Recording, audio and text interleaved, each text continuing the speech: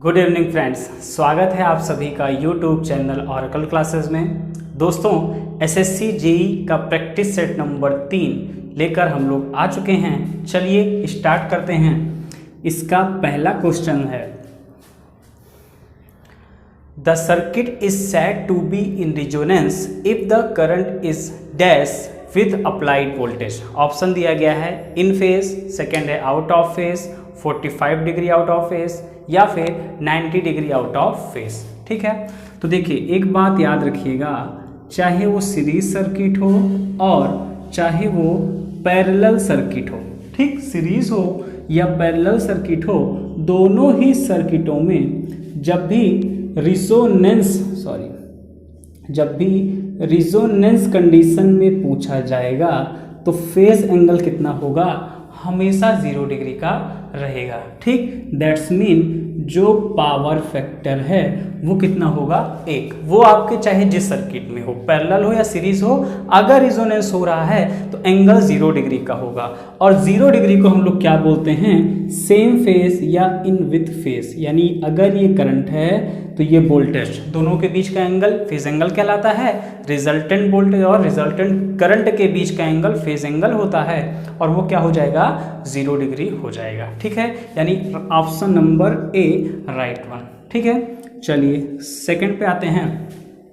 Second में पूछा गया है, equaliser rings are required in case armature is wave bound, lap bound, delta bound या फिर डुप्लेक्स बाउंड। ठीक है, तो देखिए इक्वलाइजर रिंग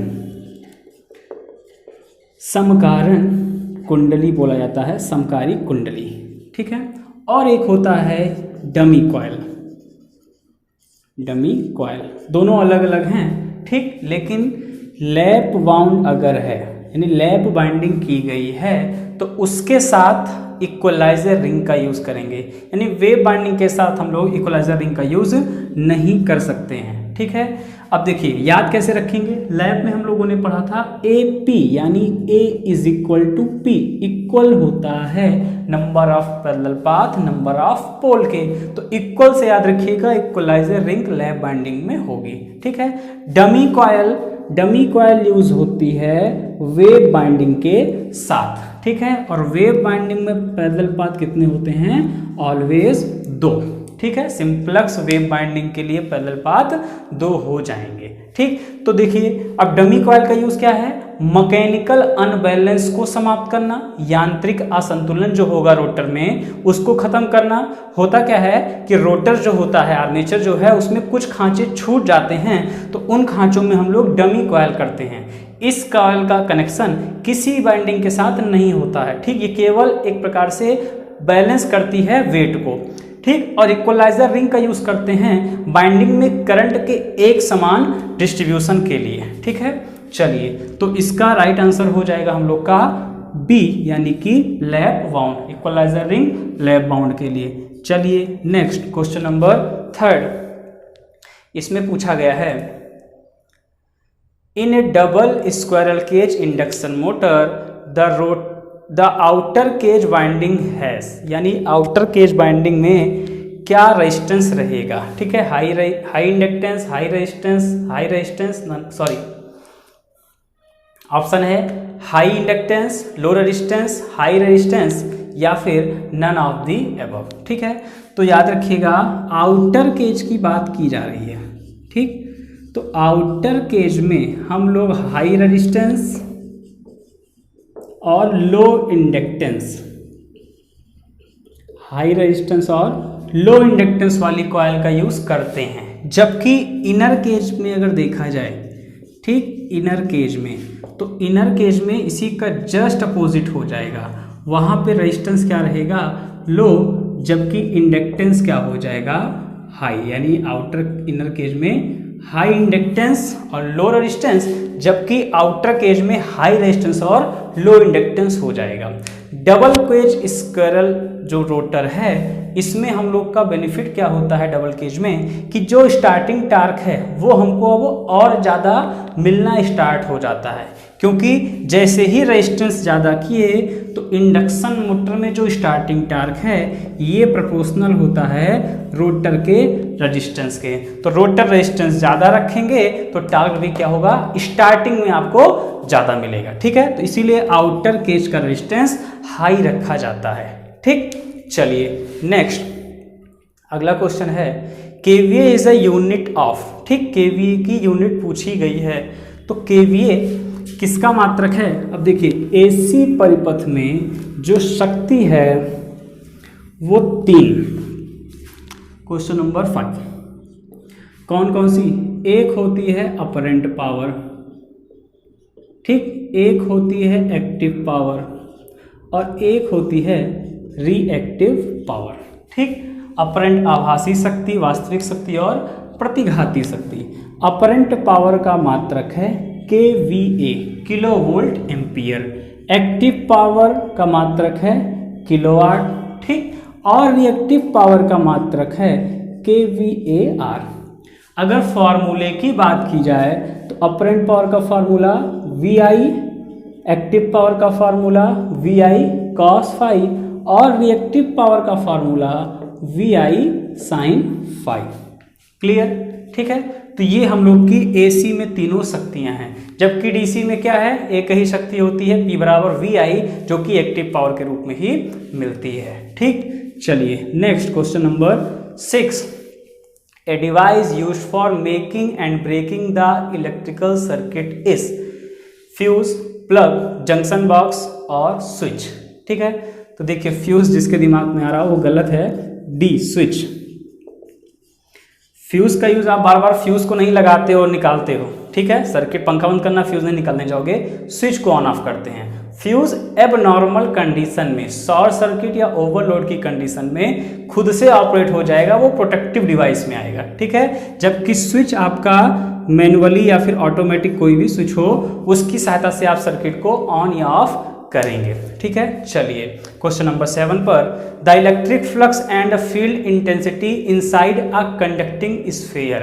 ठीक, क्या होगी, इन कंडक्टिंग स्फीयर एक चालक है, गोलाकार चालक है, उसके अंदर इलेक्ट्रिक फ्लक्स और फील्ड इंटेंसिटी का मान 0 होगा, मैक्सिमम होगा, यूनिफॉर्म होगा कि मिनिमम होगा। तो इनसाइड जब भी बात करें तो याद रखिएगा क्या होता है, 0 हो जाता है। इनसाइड में क्या होता है, 0, कोई भी इलेक्ट्रिक फ्लक्स वहां से पास नहीं होंगे। ठीक, चलिए क्वेश्चन नंबर 8 पर आ जाते हैं। The ratio of mass of proton to that of electron is nearly. ठीक, ये भी काफी इंपॉर्टेंट है। मास ऑफ प्रोटॉन पूछा गया है। ठीक है, the ratio of mass of proton to the mass of electron, कितना होगा ये रेशियो। ठीक है, 1840, 1/1840, 30 की 4 क्या होता है। सबसे पहले याद रखिएगा इसमें से हल्का कौन होता है।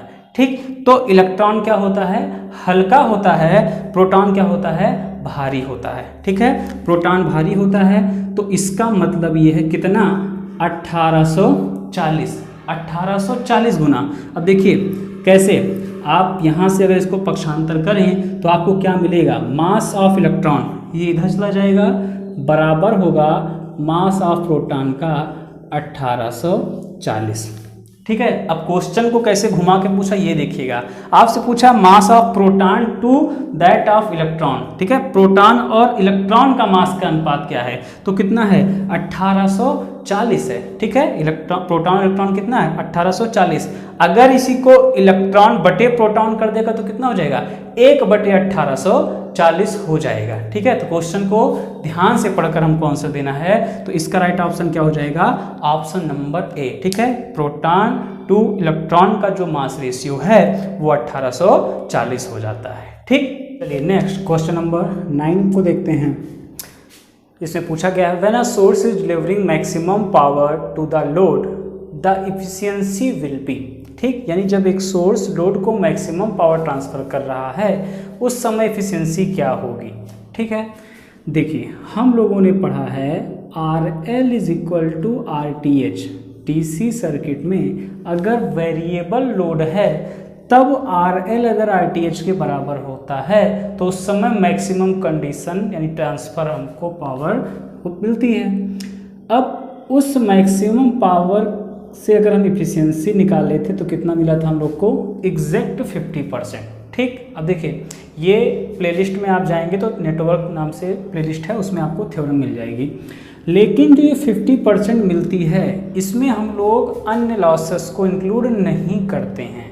तो ऐसा तो है नहीं केवल आपका यही दोनों रेजिस्टेंस है उसी में लॉसेस हो रहा है, ठीक, और भी लॉसेस होंगे जिसकी वजह से ये एग्जैक्ट 50% नहीं बल्कि 50% से कम मिलती है। तो अगर ऑप्शन में ऐसा है बिलो 50% तो ये प्रेफर किया जाएगा, अदरवाइज 50% ही लगाएंगे। तो यहाँ पे ऑप्शन के according option number A right हो जाएगा। ठीक है, चलिए क्वेश्चन नंबर 10 पर, when a series RL circuit is connected to a voltage V at t is equal to 0, the current passing through the inductor at t is equal to 0 plus is।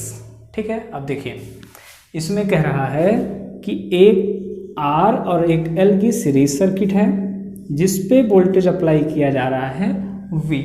ठीक, V volt का voltage लगाने से R और ये जो L है इसमें कितनी करंट बहेगी, कब, t बराबर 0 प्लस पर। ठीक है, t बराबर 0 प्लस, अब ये t बराबर 0 प्लस होता क्या है, ये होता है हम लोग का इनिशियल टाइम। ठीक, यानी आरंभिक समय। अब जब इंडक्टर चार्ज हो रहा है क्योंकि स्टार्टिंग में है, देखिए ये हम लोग अगर चार्जिंग डिस्चार्जिंग का ग्राफ याद हो तो इंडक्टर के लिए ये आती है करंट और ये होता है हम लोग का वोल्टेज, I बराबर I नॉट e की power minus t upon tau. ठीक, यह एक करंट का इक्वेशन। तो t बराबर 0 प्लस मतलब ये है, और यहाँ पे होता है t बराबर इनफाइनाइट। इसको इनफाइनाइट वाले को बोलते हैं हम लोग स्टेडी स्टेट या फिर फाइनल कंडीशन। ठीक है, तो देखिए जब t बराबर 0 प्लस है, इनिशियल टाइम है, तो इस समय क्या मिल रहा है, करंट की वैल्यू क्या है, 0। करंट क्या है, 0 है भाई, इंक्रीज करना जा रहा है, अभी तो इंडक्टर बिल्कुल भी चार्ज नहीं है। और वोल्टेज क्या है, वोल्टेज हम लोग का है मैक्सिमम, क्योंकि इसके बाद वोल्टेज क्या हो रहा है, डिक्रीज हो रहा है। तो करंट अगर 0 है इंडक्टर में, मतलब इंडक्टर क्या बिहेव कर रहा है, ओपन सर्किट के जैसे। ठीक, अब अगर ये सर्किट ओपन है तो क्या इसमें कोई धारा बहेगी, नहीं, कोई धारा नहीं बहेगी, मतलब करंट की वैल्यू कितनी आ जाएगी, 0 ampere.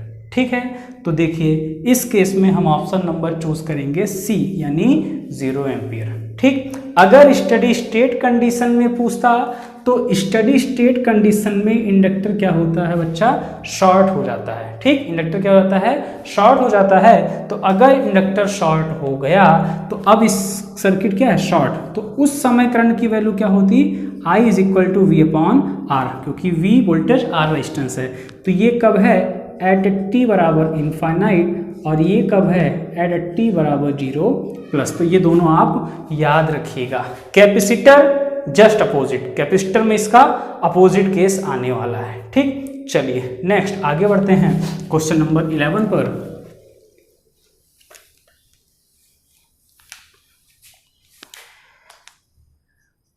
The unit of luminous fluxes. तो देखिए यूटिलाइजेशन से न्यूमेरिकल्स छोटे छोटे, और ये यूनिट काफ़ी इंपॉर्टेंट है। ठीक है, कि ल्यूमिनस इंटेंसिटी की यूनिट क्या होगी, ल्यूमिनस फ्लक्स की यूनिट पूछ लिया, जैसे यही क्वेश्चन है। तो ये काफ़ी इंपॉर्टेंट टॉपिक है, तो ये भी आप जरूर पढ़ के जाइएगा, एसएससी जी के लिए काफ़ी इंपॉर्टेंट है। ठीक, तो देखिए पूछा है ल्यूमिनस फ्लक्स की यूनिट, तो ल्यूमिनस फ्लक्स की यूनिट क्या होती है, ल्यूमन, यानी ऑप्शन नंबर बी ल्यूमन जो है वो राइट हो जाएगा। पहला ऑप्शन दिया गया है कैंडला, कैंडला किसकी यूनिट होती है, जी हाँ, ल्यूमिनस इंटेंसिटी की यूनिट होती है कैंडला। ठीक, चलिए next question number 12। Speed control by the variation of field flux result in variable power, constant torque, variable torque, या फिर डी है कांस्टेंट पावर। ठीक, चलो तो डीसी मोटर की स्पीड कंट्रोल की अगर बात करें तो उसकी हैं 3 विधियां। कौन कौन सी, एक है फील्ड फ्लक्स कंट्रोल मेथड, दूसरा है हम लोग का आर्मेचर वोल्टेज कंट्रोल मेथड, और थर्ड है हम लोग का सप्लाई वोल्टेज कंट्रोल मेथड। ये 3 विधियां हैं। फील्ड फ्लक्स में हम लोग क्या करते हैं, रेटेड स्पीड से ऊपर की गति प्राप्त करते हैं। आर्मेचर वाले में, आर्मेचर में हम लोग रेटेड से नीचे की गति प्राप्त करते हैं और सप्लाई वोल्टेज में रेटेड से ऊपर और नीचे दोनों की गतियां हम लोग प्राप्त कर सकते हैं। ठीक है, अब जो ये फील्ड फ्लक्स कंट्रोल मेथड है, इसमें फ्लक्स को वेरी कर रहे हैं। अब एक हम लोगों ने पढ़ा है T = K phi IA होता है, T = K phi IA होता है। तो अगर फ्लक्स में वेरिएशन दे रहे हैं तो क्या टार्क स्थिर रहेगा? नहीं, टार्क भी क्या होगा, तुरंत चेंज हो जाएगा। तो फील्ड फ्लक्स कंट्रोल मेथड को वेरिएबल टार्क मेथड भी कहा जाता है। ठीक, यानी इस विधि का अगर दूसरा नाम बोलें तो हम लोग बोलते हैं कांस्टेंट पावर और वेरिएबल टार्क, कांस्टेंट पावर और वेरिएबल टार्क। ठीक बंधु, तो दोनों ऑप्शन में आपको दिख रहा है कांस्टेंट पावर भी सही है, वेरिएबल टार्क भी सही है। अब कौन सा लगाया जाए? तो हमेशा कांस्टेंट वाले को प्रिफर करिएगा। ठीक, जो कांस्टेंट वाला ऑप्शन है वही सही माना जाता है। ठीक है, तो यहाँ पे कांस्टेंट पावर यानी ऑप्शन नंबर डी, 12 का ऑप्शन नंबर डी राइट हो जाएगा। अब अगर आर्मेचर वोल्टेज कंट्रोल मेथड को देखें तो वो इसी का अपोजिट, फील्ड फ्लक्स का अपोजिट, मतलब इसमें हम लोग आर्मेचर वोल्टेज वाले में बोलेंगे constant torque variable power method. ठीक, चलिए next question number 13। In a 33 kV overhead line, there are 3 units in the string. The voltage across the string is.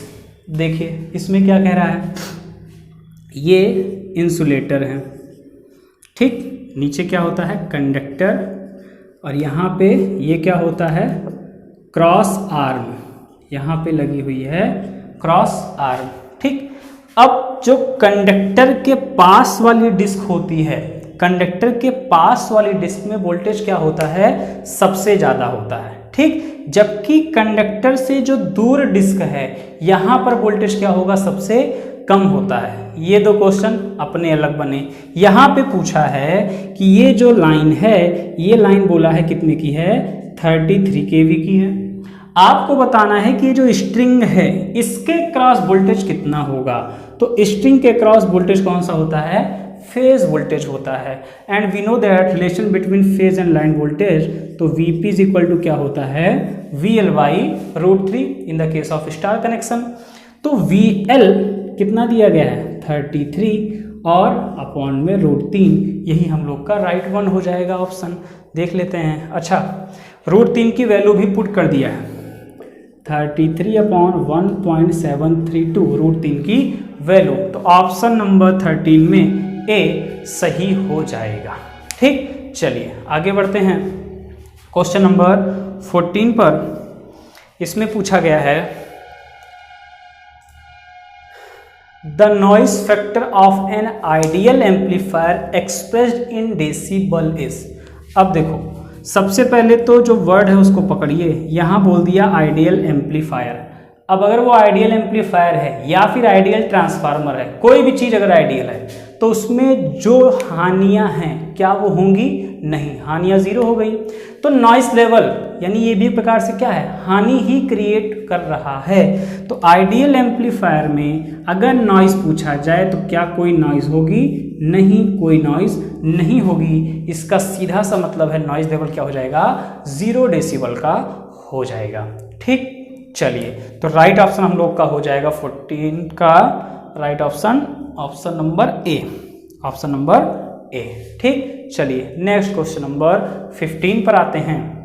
इसमें 15 भी यहीं पे देख लेते हैं। इसमें पूछा गया है the full load slip of a synchronous motor is.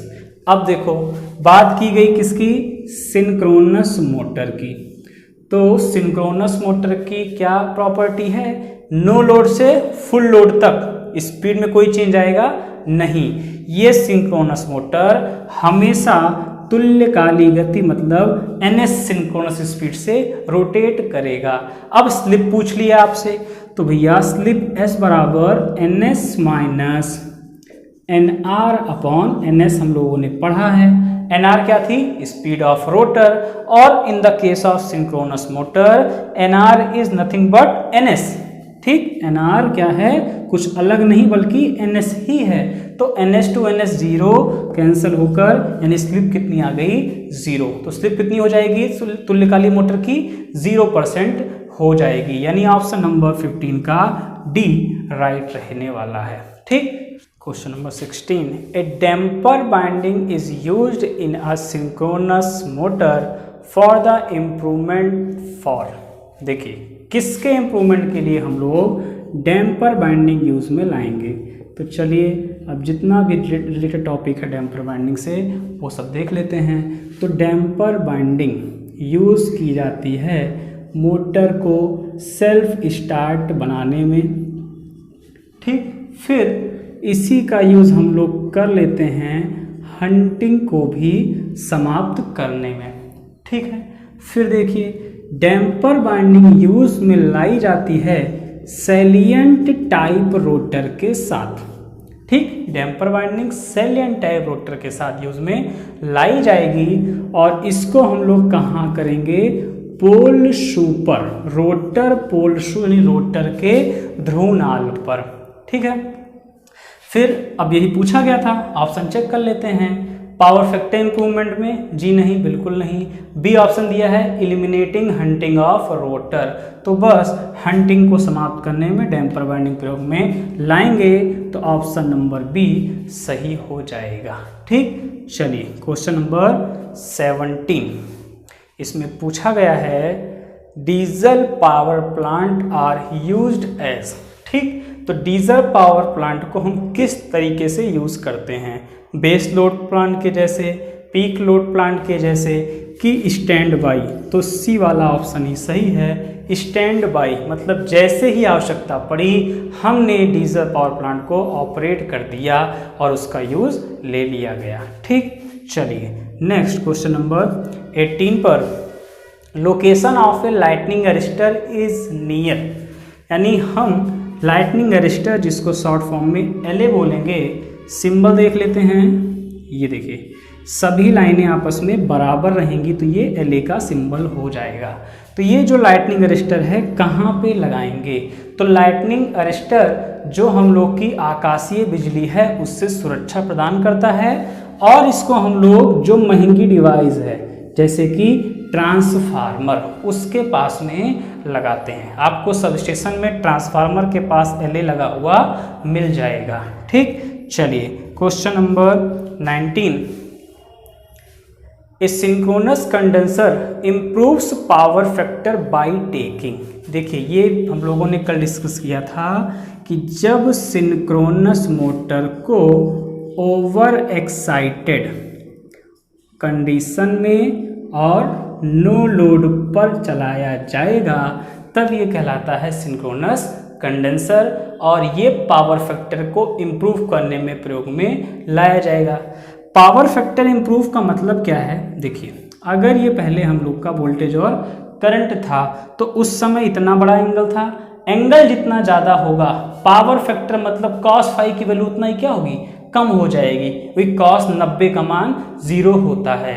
Power factor improve करने का मतलब है ये एंगल क्या किया जाए?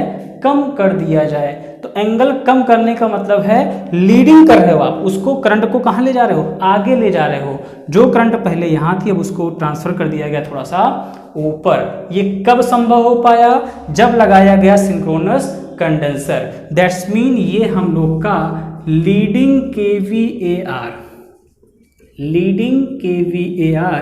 ले रहा है। ठीक, लीडिंग KVAR ले रहा है जिसकी वजह से पावर फैक्टर को इम्प्रूव कर रहा है। ठीक है, आई होप आपको ये समझ में आया होगा। चलिए नेक्स्ट क्वेश्चन नंबर 20 पर,